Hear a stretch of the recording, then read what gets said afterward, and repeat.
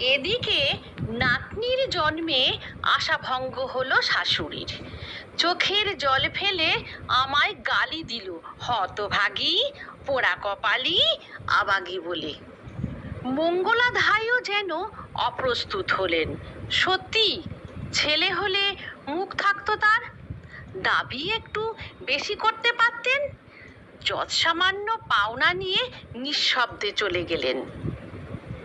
সে সময়ের স্বামী স্ত্রীর সম্পর্ক এখনকার দিনের মতো ছিল না, মালিক আর দাসীবাদীর সম্পর্কের মতো ছিল। স্বামীর পদসেবা করা ছিল স্ত্রীর জীবনে একমাত্র ব্রত।